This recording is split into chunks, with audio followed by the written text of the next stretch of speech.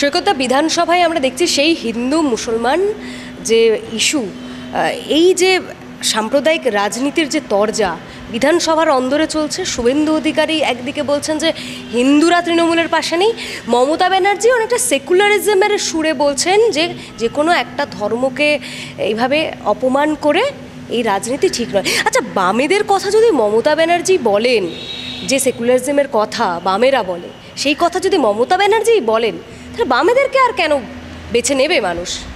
না, মমতা বন্দ্যোপাধ্যায় তো সবার প্রথমে এই রাজ্যে শুভেন্দু অধিকারীর টিউনিং সেট করে দিয়েছিলেন, বিজেপির টিউনিং সেট করে দিয়েছিলেন। যখন মমতা বন্দ্যোপাধ্যায় এই কথাগুলো বলছিলেন তখন শুভেন্দু অধিকারী একই টিমে একই পাশে খেলতেন।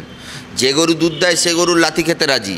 ইমাম ভাতা পুরোহিত ভাতার রাজনীতি, মন্দির মসজিদের রাজনীতি, ঈদের দিন নামাজ পড়ার সময় সরকারি মুখ্যমন্ত্রী ওখানে পৌঁছে যাওয়া, সংখ্যালঘুদের তোষণের জন্য একের পর এক ঘোষণা, একের পর এক মন্তব্য মন্ত্রিসভার, মিনি পাকিস্তান বলা, এই যে ধর্মীয় উস্কানিমূলক রাজনৈতিক বক্তব্য, এই রাজ্যে বিজেপিকে জল দিয়ে, ফল দিয়ে, সার দিয়ে সমস্ত রকমভাবে সহযোগিতা করে পুষ্ট কারা করেছে? তৃণমূল কংগ্রেস।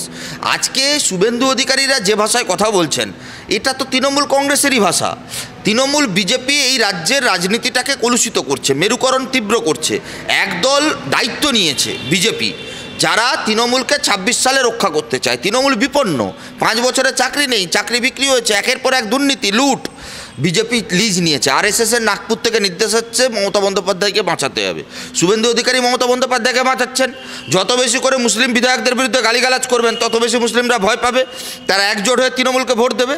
সংখ্যালঘু মানুষদের মধ্যে ক্ষোভ তৈরি হচ্ছিল। মহিদুল ইসলাম মিদ্দার মৃত্যু, ওয়াকফের টাকা লুট, হজ হাউসে মদের আসর বসানো, গোটা আলিয়া ইউনিভার্সিটিটাকে লুট করে নেওয়া, গোটা রাজ্য জুড়ে একের পর এক মুসলিম ছাত্রদের ওপর অত্যাচার, আবু সিদ্দিকীকে থানার ভেতরে লকআপে পিটিয়ে খুন করা।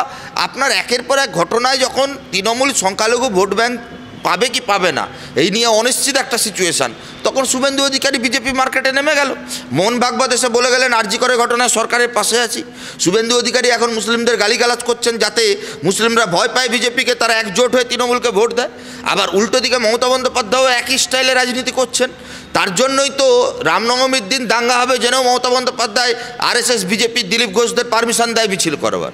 তার জন্যই তো ঈদের দিন বা রমজান মাসে এরকম উস্কানিমূলক বক্তব্য হয়, রামনবমীতে উস্কানিমূলক বক্তব্য হয়। তার জন্যই তো রাম মন্দিরের পাল্টা জগন্নাথ মন্দির হয়, বাবরি মসজিদ হয়।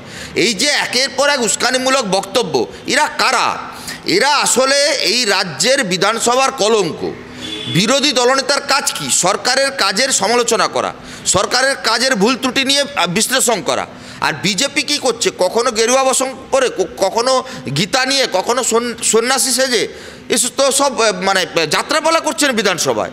তৃণমূল আর বিজেপি উভয় দল এরা ক্রিমিনালাইজেশন অফ পলিটিক্স করেছিল, এবার কি করছে? রিলিজিয়াসন অফ পলিটিক্স, মানে ধর্মীয় মেরুকরণ। সমস্ত ধর্মের রংচংকে কাজে লাগিয়ে দিচ্ছে। শুভেন্দু যে কাজ করছে তাতে তৃণমূল বেনিফিটেড হচ্ছে, মমতা বন্দ্যোপাধ্যায় বেনিফিটেড হচ্ছেন। আবার উল্টো দিকে মমতা বন্দ্যোপাধ্যায় তৃণমূল সরকার যে কাজ করছে তাতে বিজেপির লাভ হচ্ছে।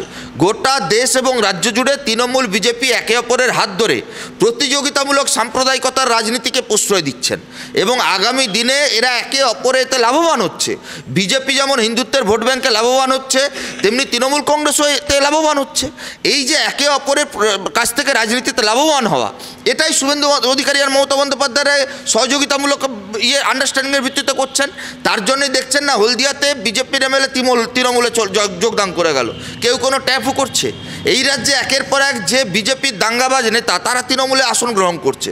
বাবুল সুপ্রিয় যে বিজেপির দাঙ্গাবাজ আসানসোলের নেতা ছিলেন, সে এখন তৃণমূলে মমতার ধর্মনিরপেক্ষতার মুখ হয়ে গেছেন। স্বাভাবিকভাবে মমতা বন্দ্যোপাধ্যায় দায়িত্ব নিয়েছেন আরএসএসের কাছ থেকে এ রাজ্যে ধর্মনিরপেক্ষ সেকুলার যে বামপন্থী মানুষদের তাদের বিভ্রান্ত করবার। একদিকে উগ্র মৌলবাদী শক্তি আরএসএসের বিজেপির রাজনৈতিক দল, তার এজেন্ডা ফুলফিল করছেন শুভেন্দু অধিকারী। আবার উল্টো দিকে মমতা বন্দ্যোপাধ্যায়কে সামনে রেখে কিছুটা সংখ্যালঘু, কিছুটা ধর্মনিরপেক্ষ, কিছুটা সেকুলার, কিছুটা লেফট লিবারাল এই মানুষগুলোকে ব্যবহার করা হচ্ছে। হলদিয়ার মাটিতে ঠিক যেভাবে কোনোদিন আজ অব্দি তৃণমূল খাতা খুলতে পারেনি, আজকে বিজেপিকে ব্যবহার করে, তাপসী মণ্ডলকে ব্যবহার করে সেই হলদিয়ায় তৃণমূল খাতা খুললো। একদম এই প্রসঙ্গেই আসছিলাম যে হলদিয়ার বিজেপি বিধায়ক তাপসী মণ্ডল তিনি তৃণমূলে গেলেন, সিপিএম থেকে গিয়েছিলেন বিজেপিতে। হ্যাঁ 21 সালে তো বাম থেকে বিজেপিতে গেছিলেন, শুধু উনি যাননি, আরও অনেকেই গেছিলেন। আমাদের বক্তব্য খুব পরিষ্কার, এতে আমাদের ব্যর্থতা আছে। আমরা যাদেরকে নির্বাচনের প্রার্থী করেছি তারা দল বদল করলে স্বাভাবিকভাবে আমাদের একটা দায় থাকে নৈতিকভাবে, কিন্তু আমাদের বক্তব্য হচ্ছে আমার কাছ থেকে কেউ চলে যেতে পারে, তার দায় আপনি আমরা কেউ নিতে পারবো না।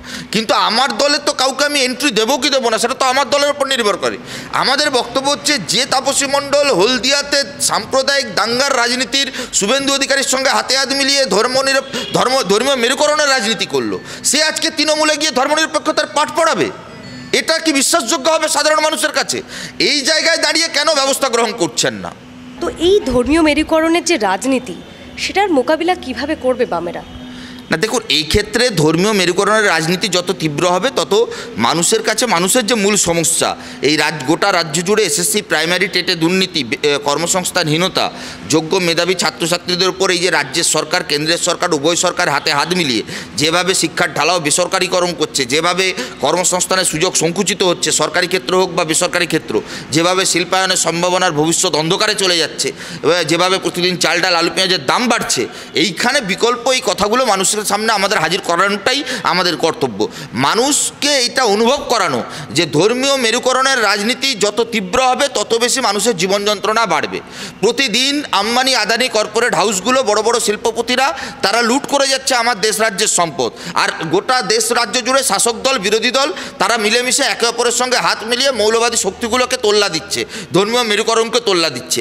এই বাংলার মাটিতে দাঁড়িয়ে প্রতিদিন যেভাবে আইন শৃঙ্খলা চূড়ান্ত অবনতি ঘটছে, যেভাবে নারী নির্যাতনের ঘটনা বাড়ছে, যেভাবে শিক্ষার ঢালাও বেসরকারিকরণ হচ্ছে, যেভাবে গোটা রাজ্য জুড়ে কাজের সুযোগ সংকুচিত হচ্ছে, যেভাবে কৃষকের ফসলের দাম না পাওয়ার যন্ত্রণা বাড়ছে, যেভাবে আলু চাষি আত্মহত্যা করছে, যেভাবে কৃষক তার ফসলের দাম পাচ্ছে না, যেভাবে ফসলের লাভজনক দর লুট করা হচ্ছে, যেভাবে শ্রমকোড বিলের মধ্য দিয়ে শ্রমিকের ওপরে শোষণ বাড়ানো হচ্ছে, সেখানে দাঁড়িয়ে মানুষের যে সরাসরি তার যে রাজনীতির কাছ থেকে যোগাযোগ বা সরকারের কাছ থেকে তার যে প্রত্যাশা, এইগুলো যদি আমরা মানুষের কাছে হাজির করতে পারি, এটা আমাদের স্থির বিশ্বাস পশ্চিমবাংলার মাটিতে সেই উদার ভাবনা চিন্তা, বাংলার রাজনৈতিক কৃষ্টি সংস্কৃতি ঐতিহ্য, যেখানে দাঁড়িয়ে গোটা দুনিয়া, গোটা পৃথিবী, গোটা দেশ দুনিয়ার রাজনীতির চর্চা হয়, যেখানে মানুষ মুক্ত মনে যা কিছু প্রগতিশীল তাকে উদারভাবে গ্রহণ করে বাংলার মানুষ, সেখানে নিশ্চিতভাবে এই গোঁড়ামি, এই সাম্প্রদায়িক, এই মৌলবাদের রাজনীতি, ধর্মের রাজনীতি, যে ধর্মের চাষ আরএসএস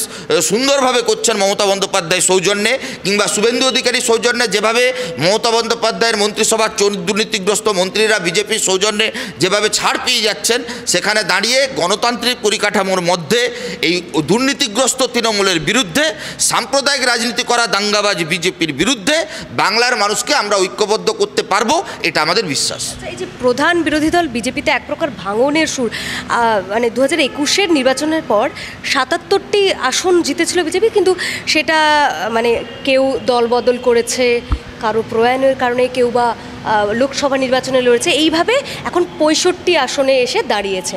এই যে এক প্রকার এই যে ভাঙন যেভাবে দেখা দিচ্ছে বিজেপিতে, এই ফায়দাটা মানে যেহেতু প্রধান বিরোধী, মানে বামেরা কি নিতে পারবে এই ফায়দা? দেখুন, এই রাজ্যে আমরা বরাবর এই কথা বলি যে এই রাজ্যে শাসক দল বিরোধী দল মিলেমিশে একাকার। কোথায় আলাদা?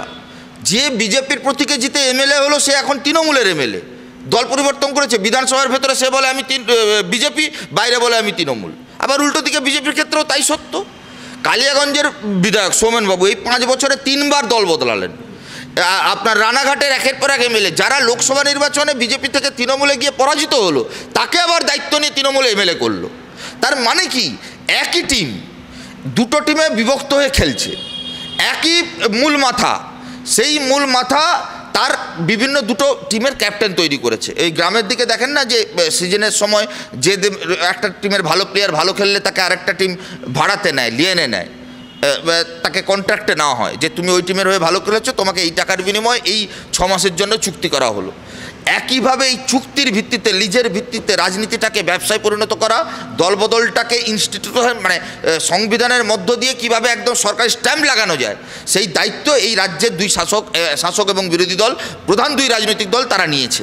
আপনি যদি দেখেন একই প্রোডাকশন হাউস, একই স্টাইল অফ ফাংশন, কপালে গেরুয়া তিলক লাগাতো এখন সবুজ তিলক লাগাচ্ছে, একই ভাষায় তীব্র হিন্দুত্বের রাজনীতির কথা বলতো এখন নরমভাবে ধর্মনিরপেক্ষতার কথা বলছে। এরাই তারা যারা আরএসএসের দুর্গার পায়ে পুজো দিত, আর এখন এরাই তারা বিজেপির দাঙ্গাবাজ অমিত শাহকে পুজো করে। স্বাভাবিকভাবে এদের রাজনৈতিক দর্শন, রাজনৈতিক মতাদর্শ বলে কিছু নেই, এদের আনুগত্য আছে একটা নির্দিষ্ট মতাদর্শের ওপরে। সেই মতাদর্শটা হচ্ছে চুরি, দুর্নীতি, লুট, দাঙ্গার রাজনীতি। স্বাভাবিকভাবে তৃণমূল হোক বিজেপি, দুই দলে চুরি, দুর্নীতি, লুটকে প্রাতিষ্ঠানিকভাবে প্রতিষ্ঠিত করা, গোটা রাজ্য জুড়ে কিছু অসভ্য গুন্ডা বদমাইশকে বিধানসভার ভেতরে এস্টাবলিশ করা, এই দায়িত্ব তৃণমূল বিজেপি মূল দুই রাজনৈতিক দল নিয়েছে। এই রাজ্যের রাজনীতিতে শাসক বিরোধী মিলেমিশে একাকার। পাবলিক অ্যাকাউন্টস কমিটির চেয়ারম্যান, যা বিরোধীদের হাতে থাকার কথা, নামমাত্র সে বিজেপিতে যেটা এমএলএ, আসলে সে তৃণমূলে আছে। তার ফলে কোথায় সংবিধানের মধ্যে ঘেরাটোপের মধ্যে দাঁড়িয়ে ফাঁক ফোকর খুঁজে দুর্নীতি চুরিকে আড়াল করবার ক্ষেত্রে যা যা পরিকল্পনা গ্রহণ করার কথা সেই পরিকল্পনা গ্রহণ করছে। একটা লাইন আপনি মনে রাখবেন, ভুলে গেলে চলবে না। মোহন ভাগবত বলেছিলেন যে ওনারা সর্বতভাবে এই রাজ্যে মমতা বন্দ্যোপাধ্যায় তৃণমূল কংগ্রেসের পাশে আছেন। সেই কাজই এই রাজ্যে বিজেপি করছে, সেই রাজ্যে তৃণমূলের এমএলএ করছে।